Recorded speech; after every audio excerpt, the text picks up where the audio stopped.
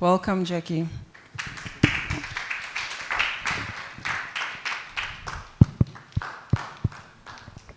Mbona makofi yanakuwa madogo madogo jamani? Ongeza makofi mengi mengi kwa Madam Jackie. Karibu sana Jackie.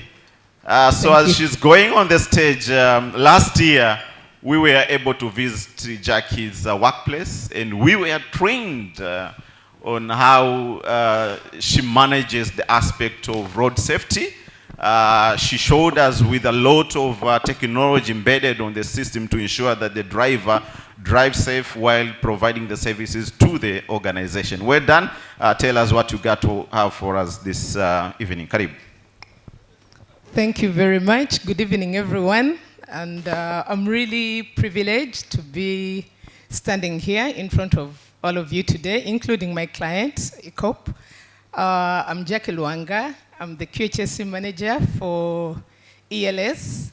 We are the main logistics contractor for ECOP. So this is offshore, whether it's China, Greece, Singapore.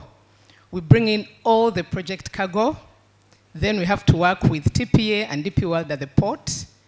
Then take the cargo to the final destination. So everything, the pipes, the pump stations, the cables, everything to do with the ECOP project, the e-housings, the pressure vessels, everything we are bringing in. Not only do we take the pipes to Kahama, but we also pick up the coated pipes and take them to the MCPYs. So I'm privileged to be here, and I'm managing the two biggest risks at the moment on the project, which is road transportation and also lifting activities. But I'm glad to say that so far we've covered 17 million kilometers or thereabout with no major incidents.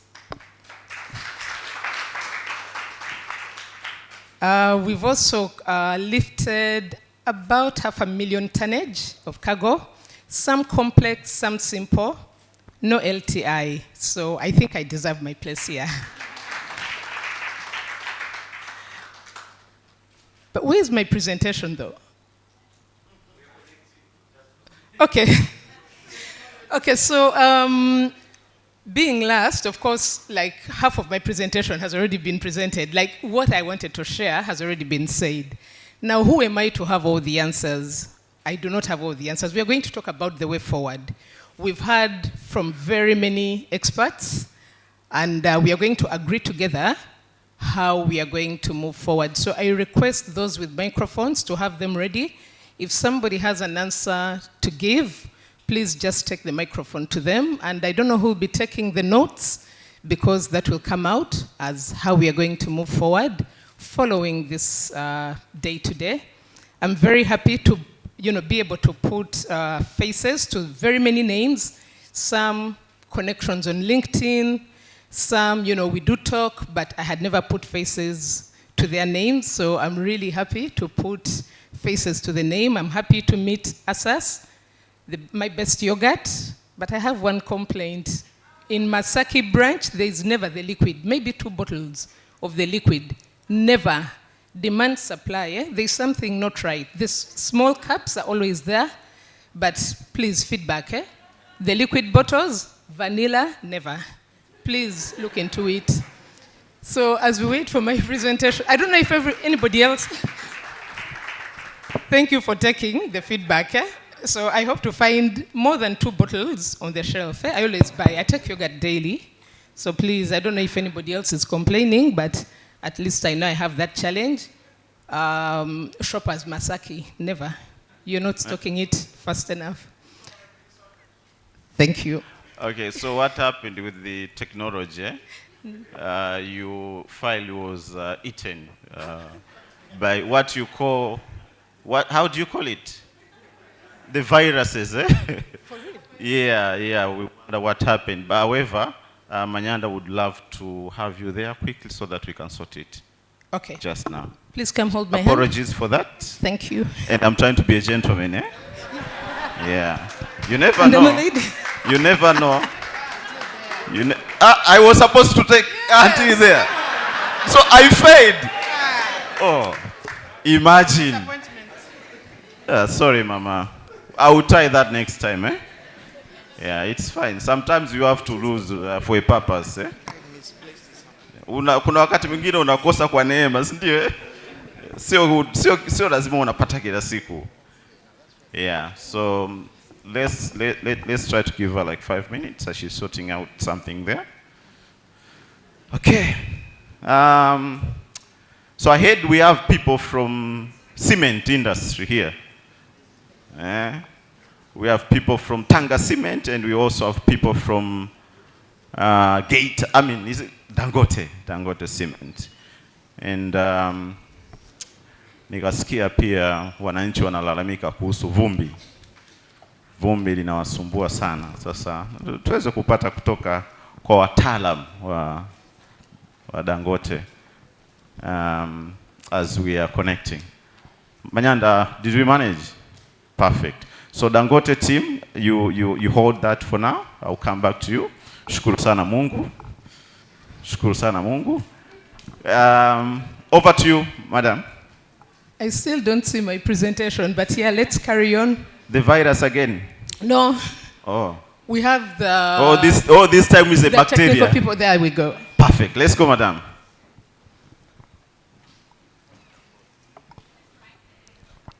Okay, now for me as Jackie, this is the future I hope to see. What do you see? It's a device that detects when somebody is not wearing PPE, because it's a big challenge, especially at the port. I'd like to have a device whereby this is a PPE zone. The minute you cross it, it lets off an alarm. I don't know what you'd like to see, but it says that the best way to predict the future is to create it, yeah? Okay. So we've heard a lot from very many different experts, speakers since morning. Now we are here to look for the way forward. Where do we move from here? We don't just walk out of here. I wonder who will be taking down points. Okay, there's somebody taking down points. So why we need to evolve is because we don't live in a static world. We live in a dynamic world, yeah? We are looking at drones. We are looking at all sorts of different gadgets coming into the industry. Because of industrial growth and urbanization, the risks are also increasing. If you've been to Kampala, the borders are even more than people. Yeah, there's so many borders, you can imagine the air quality. So we have our work cut out. So when we look at the new industries coming up, like in Kenya, we've got the biggest wind farm in Kenya. Now we look at the hazards. How do you maintain these wind farms? How do you work at height? You know, that high-level maintenance. Do you have any, maybe 1 or 2 points you'd like to share? Do you have an idea, or should we move on? Or can they bring the mic to you? Because at the port, I have the pressure vessels on a flatbed, and I'm struggling with the lifting gears, you know, to disconnect. How are you managing? Well, thank you so much. In terms of technical competence, especially on working at height, they've really embraced international trainings, for example, IRATA, for rope access technicians, and also there are courses which are specific to the wind industry, GWO trainings which are specific to the wind industry. And then, of course, I think I really like the fact that you've stated that new industries bring new hazards. And it's something that when actually I was talking from there, you know, sometimes there are some points that you say, I wish I would have mentioned this. Because, yeah, appropriateness of trainings and also cultural influence. Whenever you're approaching things, you need to come from a cultural point of view, you know, from the target audience. We had, you know, there's this socioeconomic policy whereby you need to actually employ people from the community. And then these are community, of course, have a problem with English. These are people who've never worn shoes, and you're giving them safety boots. Have you seen people who've never worn shoes, the way their feet are? It's usually wide. Yeah, and you have to tell them to now start wearing safety shoes. And you know, Turkana is also a wild country.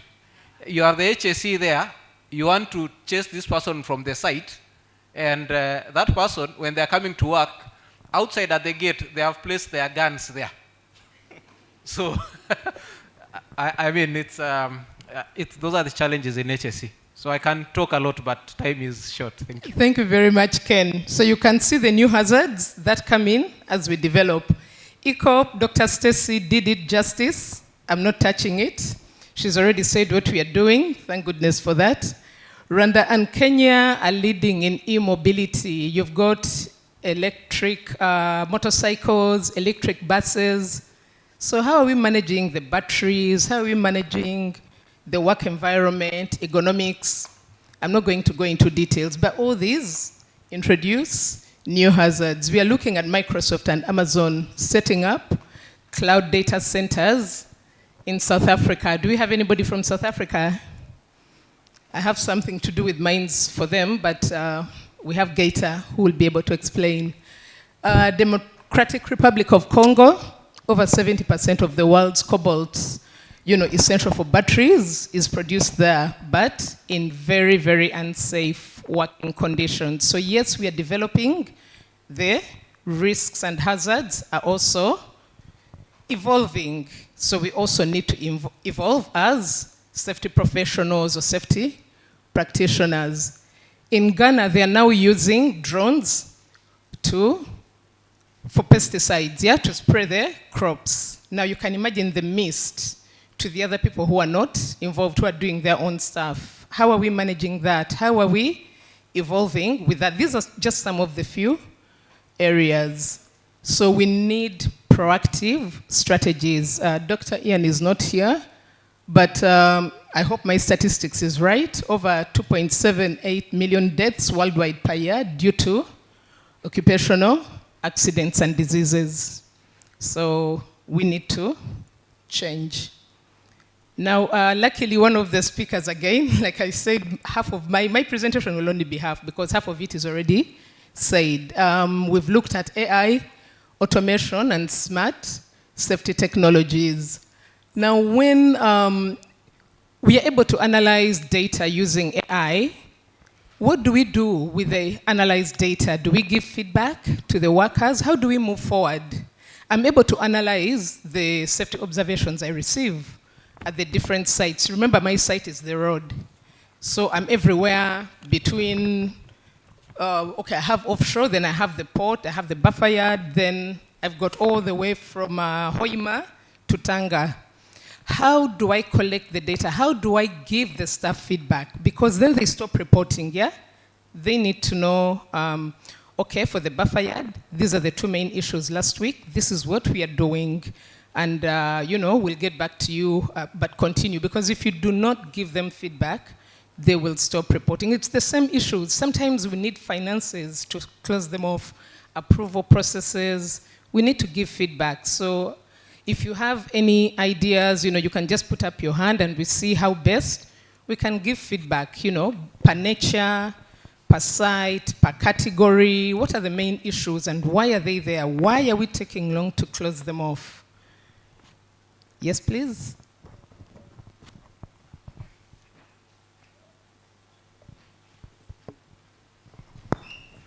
Good afternoon, everyone. My name is James Kinuthia from Nairobi.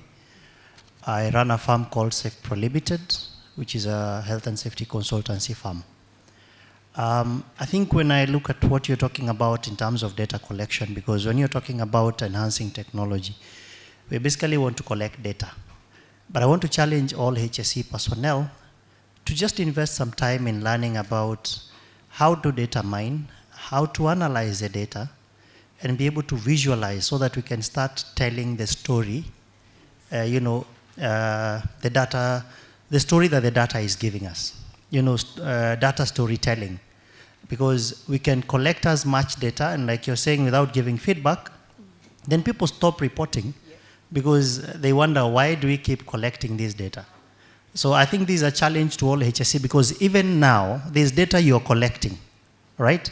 But are we analyzing that data so that we can tell the story? Are we visualizing it? Are we making it easy even for the workers to see the value of the data that we are collecting is that it is telling us the following story? Just be able to analyze the trends, and be able now to make what you're calling data-driven decisions. So I think for me, it is just to challenge that this data, the feedback to come, all of us in HSE need to ask ourselves, what data are we collecting now? Are we visualizing it? You know, what are we making out of this information? So I think that's a challenge I want to send to all of us. Thank you. Thank you very much. We've looked at the helmets which can detect dangerous gases, vests which detect fatigue, all that. Are we able to afford them? How do we go about it? Because honestly, they're not taking our jobs. They're just making the work easier.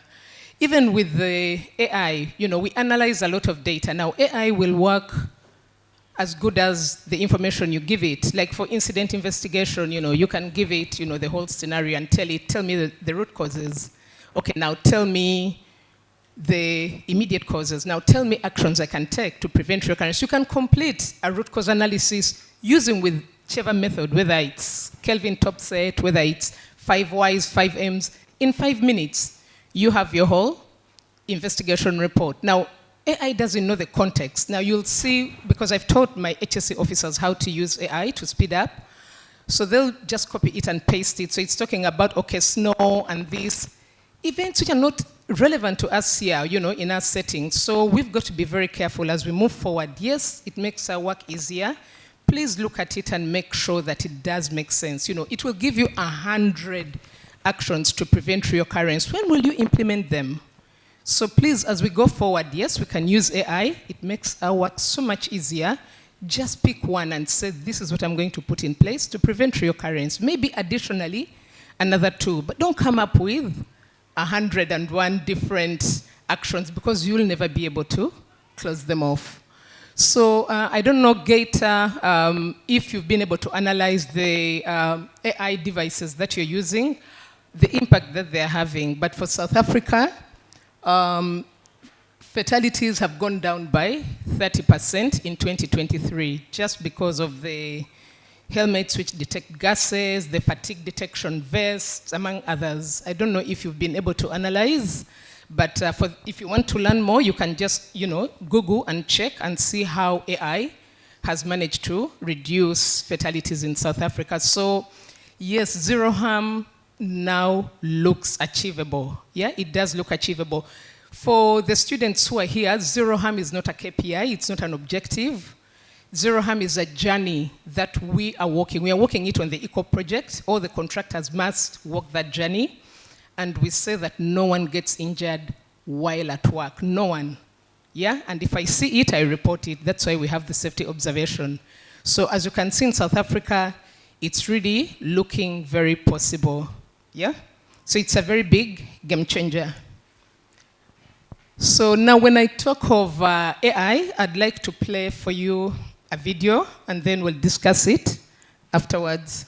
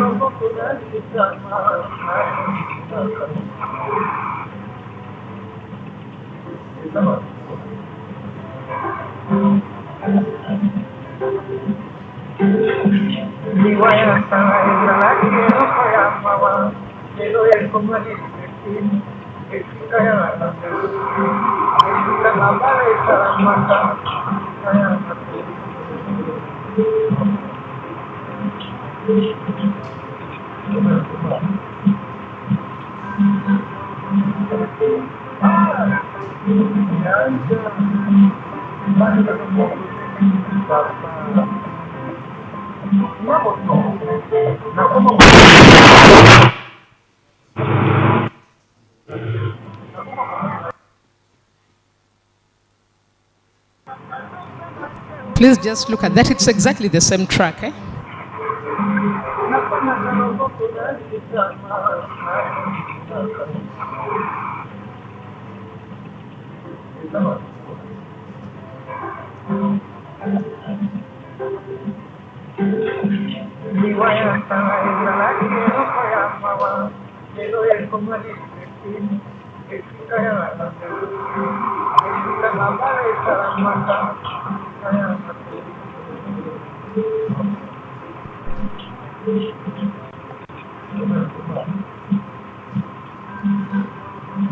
Okay,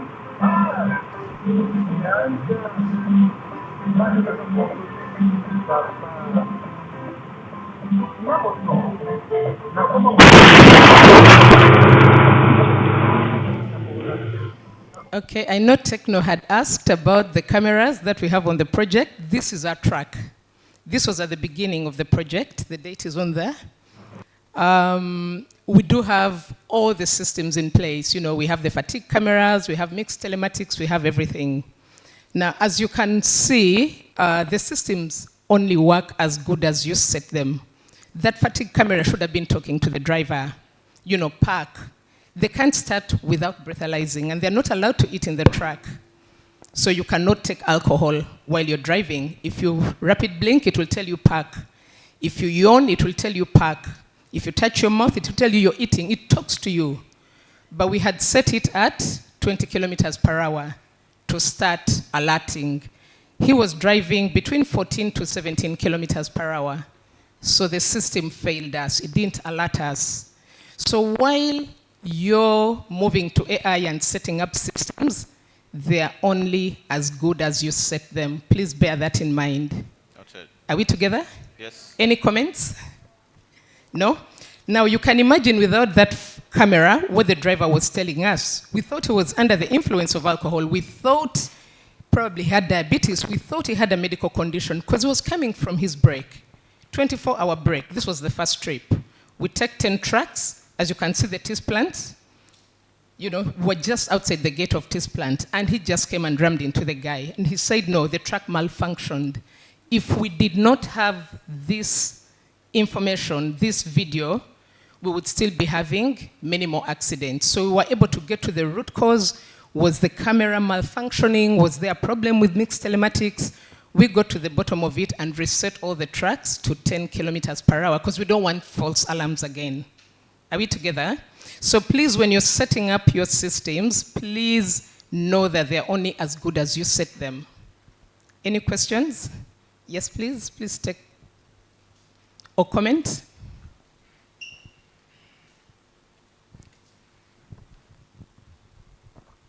Yeah, thank you. Not a question, just an additional insight. Yes, during the implementation of any system, there was a good presentation that the first priority to consider is people. Now, you might introduce a system, and yet you need to do a lot of sensitization to people who will be operating the systems. Because at the end of the day, whatever you have as a system, it needs people to drive it or to operate it. So the technical know-how of how to operate, it needs entirely the understanding and the know-how of how to operate or to manage the system which is being driven by people.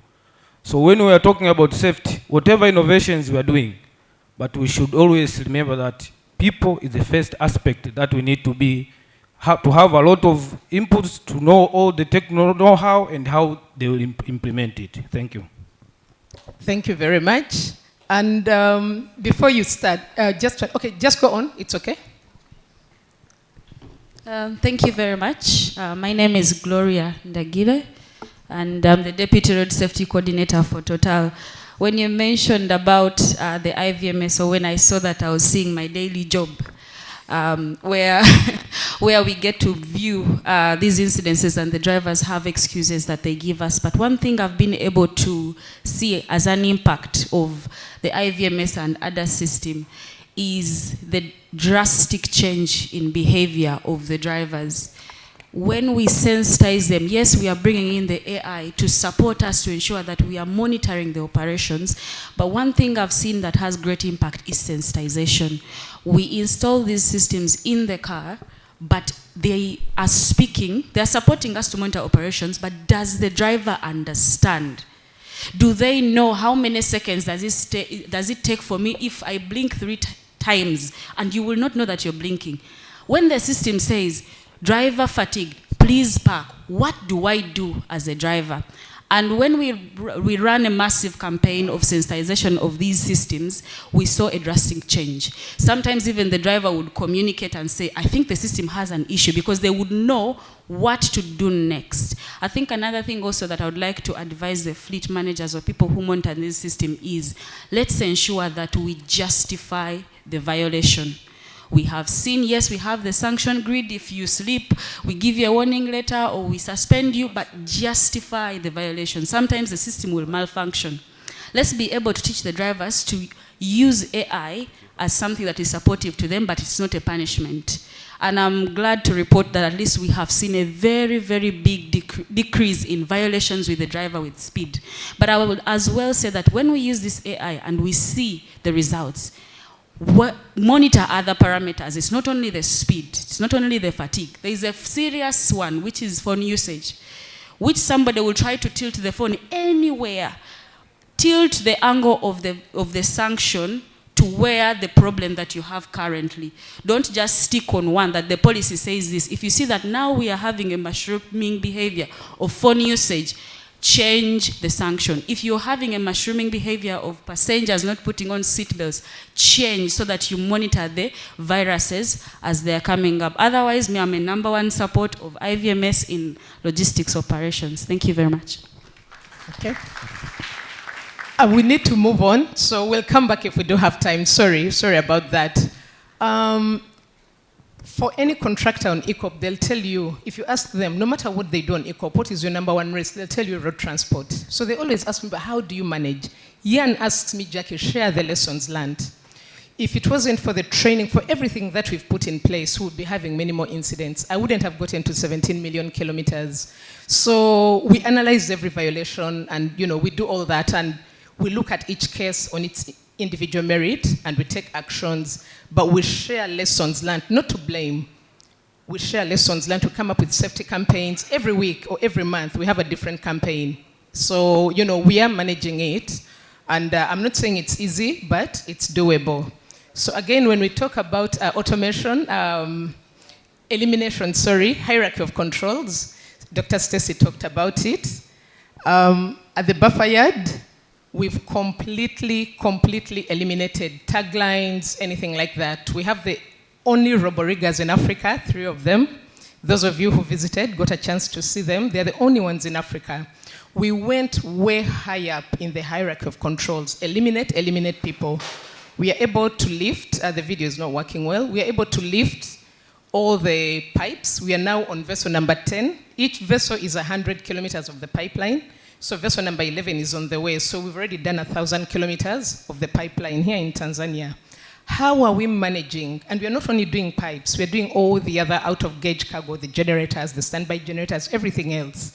It is going way higher up the hierarchy of controls. PPE only, supplements, but we eliminate, we substitute, we use engineering controls. We are literally walking it. We are not just talking it.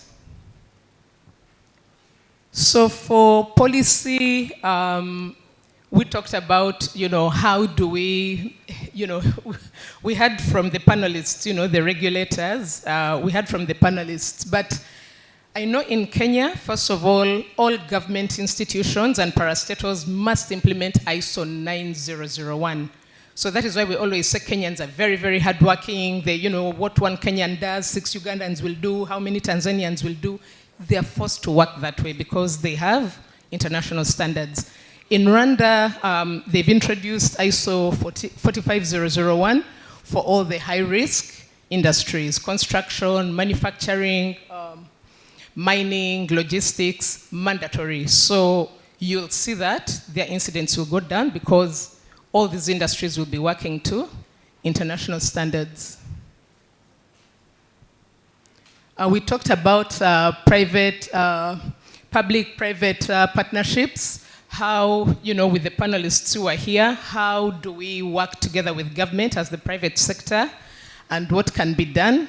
So in Tanzania, like for ECOP, IVMS, reducing overspeeding, and incidents have gone up by 40% in 2023. So we can see that fatalities have reduced. but we need to continue. There's so many good things that we're doing, but because I'm just, rounding it all up, I'm just looking at what different countries are doing and how they're doing it. So going forward, even we as OSH professionals, how can we be able to work together? Can we have a committee now? We have TOHASA here, we have WASPAC in Kenya, we have SHRAU in Uganda, we have all the different associations. How can we share best practices? How can we share lessons learned?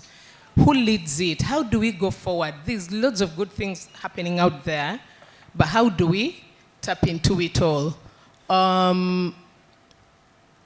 Looking at, beyond, in the informal sector, 80% of Africa's workforce, according to the International Labour Organization, is the informal sector. So how do we take it down to them? How do we ensure that they work safely? So in Kenya, they have community-based safety programs in the farming, in the agriculture sector, whereby, they promote safer use of pesticides, they, adapt good farming equipment, among others. They talk about heat stress. So we need to, look at different case studies from the different countries and see how we can implement them. Looking at addressing unsafe work practices and cultural barriers. We are all from different backgrounds and upbringings. Training and awareness, that was talked about. In Nigeria, they've introduced safety training programs, which has led to 25% in workplace injuries. And some of the, they have their own local certifications. Forget NEBOSH, I don't know, IOSH. They've put their own different standards, which they recognize within the country. Maybe this is something that we can also do. Problem is now a company will come and will say for us, minimum is NEBOSH. You've got to comply. But in Nigeria, they've defined their standards for the different sectors. Maybe it's something that we can look into. So we all have our risk assessments. How many of them take into consideration stress or mental health?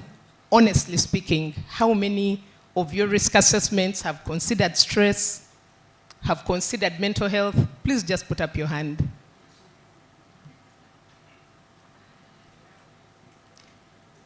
Really? Okay. Depression, anxiety, all these can cause us accidents. So are risk assessments suitable and sufficient? Are they thorough? Pardon? No? So please let's go back and revisit and capture these. So I'm winding up. I'm winding up. So preparing for future, for the future in Africa. Did we learn anything from COVID? Dr. Ian was here. Did anybody learn anything from COVID? Not the businesses, but we the people. Did we learn anything? How are we putting it to use? Another pandemic might come up. They say one comes up every 100 years. I won't be here in 100 years. Yeah? Who knows when the next pandemic comes?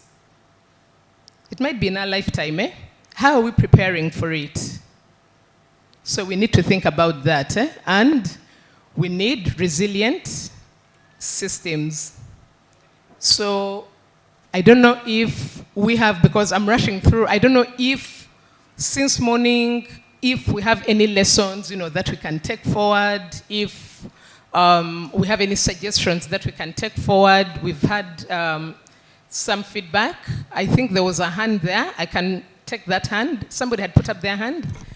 Yeah, so let's please put our heads together. Let's put our brains together and agree on how we are going to move forward. Since morning, we've been hearing best practices. We've been hearing so much. How do we move forward from today? Yes, please go ahead. Okay. I was just having a question or a contribution. By the time that you showed us the video there on the vehicle incident there, you have spoken about AI, the use of camera, and so and so. However, I've just found some kind of loophole on the control and management. There's a camera. You have commanded it that at 20 kilometers per hour, it should react. And then you reduced it to 10 kilometers per hour. However, within them, there should be some kind of system that could avoid the collision avoidance system. You install it in the vehicle, and once that one senses that there is possibility for the vehicle to collide, it should lock the wheels or the gearbox there. So I think that one would be more efficient than just relying on the cameras as you do currently. I think you get my point. Yes, I get your point. Thank you very much. Thank you. Following this accident, we put loads of other systems in place. We checked our system, we reviewed our risk assessment, and we got to the bottom of it. This was at the very beginning, of the project, the first vessel, and we haven't had a repeat. So I cannot go into everything that we put in place for the sake of time. Okay. Okay. Good afternoon, everyone. My name is Angelina from Uganda. I'm in logistics. I'm QHSC, but in a logistics company. I have a question. We're talking about AI and onboard cameras. Mine is kind of about the IVMS. There are some times when the IVMS can be, like the driver can use VPN to block the IVMS and you're not able to see exactly where they are on the app. How do we conquer that with the AI and the technology that is upcoming? Because I personally need a solution to that.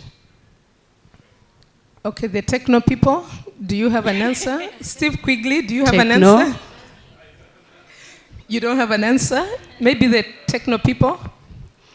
Solutions tag. Solutions? Consulting.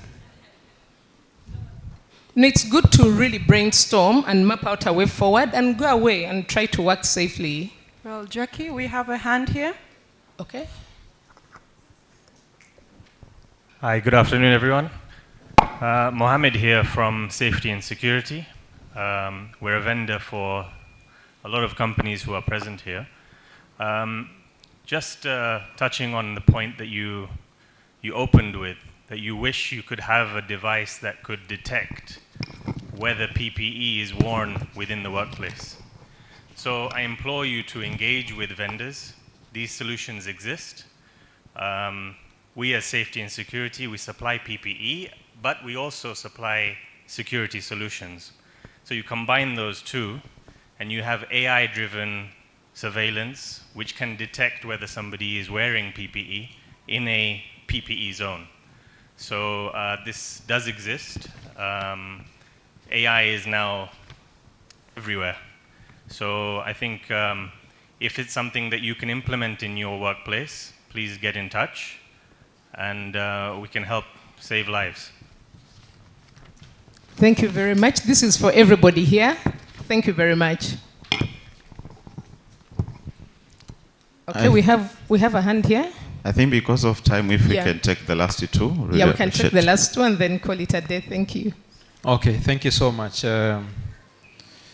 Jackie, I would really like to commend you for the presentation, and especially what you stated that after that accident, you actually went and found that the lesson was from your systems. And I think bringing it back to most of us HSCs, there is one term that we should really avoid using. And as she stated, the term is the word blame. Yeah. The word what? Blame. Yes, and also Gloria stated that all these systems should be there not to punish staff, but to support them. So the moment you talk about blame, you've already lost track. If you're going to do any investigation and you're finding who to blame, you've already lost track. Then for you, Angie, I think regarding where people change their IP address and so forth, that's an IT thing. You can actually engage IT specialists. I don't think it's a hard task. You can block IP addresses from outside the country, or if you find that the IP address, maybe it's from somewhere else, then of course that could be gross misconduct, and you take that driver through disciplinary procedures. So it's something quite easy. You can actually get a solution when you just find the right people to do it. So thank you. Thank you very much. Please make sure your drivers don't talk to our drivers. Our drivers are not that sophisticated, eh? Okay, thank you very much. My name is Alex Kasengo, Shakespeare. Actually, I would have asked the question here. I would have whispered, but I decided to stand for the understanding of everyone and learning. So I have a question on the in-vehicle monitoring system, IVMS. We all know that a company like ECOP, you guys are hiring trucks, yeah, from maybe different contractors, and we need them to comply, yeah. Sometimes compliance is expensive when it comes to purchasing the gadgets because you have the monthly fee, but also you set your own standards. So I wanted to know, for us to get more accurate information, we need integration so that we get the same information rather than someone using mixed telemarks, someone e-think, someone whatever. So we need something which can give us, like you gave us the kilometers, 32 million, which means you got them from a certain source. So how do we do that? I know contractors cannot reach the level of ECOP. How do we do that? That is the first question. And also the second question, on the same IVMS, we know there is tempering. You know, we know our drivers. They do have the targets. They'll be told, if you go and return as quickly as you can, we give you more, we pay you more money. So the driver will temper with the device so that sometimes it is not reading. How do you do that? So maybe for other team also to understand. Thank you very much. Alex, that's a challenge we're facing all the time. When you're a new company with a new project, the best place to start is to set it up at the beginning. So what the guys did with the trucks, they did an amazing job because even before the contract was signed, they had identified this is how we want the trucks to operate. What we find ourselves doing now is that not all the contracts were set up like that. So what we find happening is the problem arises and then you're trying to put in place a solution after the problem has started. So Jackie's contract, that team is the gold star team because everything was set up at the beginning and you see the results of that. We have other contractors that don't have that in place. So what we're having to do now is to prioritize because having Jackie's team working well, having all our ECOP vehicles working well is just a percentage of all that 24 million. So she has 17 million. We still have another 7 million kilometers that's not exactly to that standard. So what we're having to do at ECOP is to prioritize. And what we're saying is all the vehicles, we have classified them P0, P1, P2, and we're working from that. So we said, start with all the vehicles that are carrying people. And we want to make sure all those vehicles have the mixed telematics and have the cameras in. And then once we've sorted that, we go to the P1. So we're still having trucks that are working on probably short-term lease for the contractor who has that attitude. They want to do it quickly. And we're trying to say to them, you don't need to do it quickly. And but we're having to prioritize because we can't capture every single truck. Yeah. So what you have said is exactly the problem we're speaking about every single month when we meet and look at the issues and how we're going to prioritize. So the system isn't perfect, but at least for 17 million kilometers, yeah. Perfect. So we should... That should be the last one. You're not going to stop me.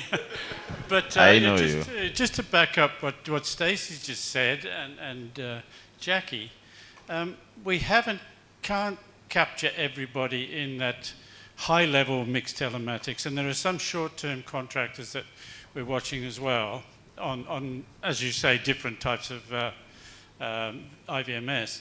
But ECOP have fantastic other rules in place, like every 2 hours the vehicle stops and has a rest, and the speed limits and hours of work and nighttime driving and all that. So I can't remember how many kilometers you said that we've done collectively, but it's millions and millions or multi-millions. So yeah, it's not only the IVMS, but it's the control room operators watching every single vehicle and the behavior of every driver. So there are other systems within the system. Yeah. Thank you. Thank you. A last word from you, Madam Jackie, as a winding up of you. Oh, okay. A last word from you as a winding up of your entire speech. Karibu. Every life matters and every accident is preventable. Every single one of them is preventable. So please, let's work safely, let's save lives, let people go back home safe. Thank you very much. Asante sana. Asante sana. Okay. Sitaki tena kufanya makosa, maana nimeambiwa shakosea sana. Labda wale wageni wetu from the East African countries, the like of Kenya, Uganda.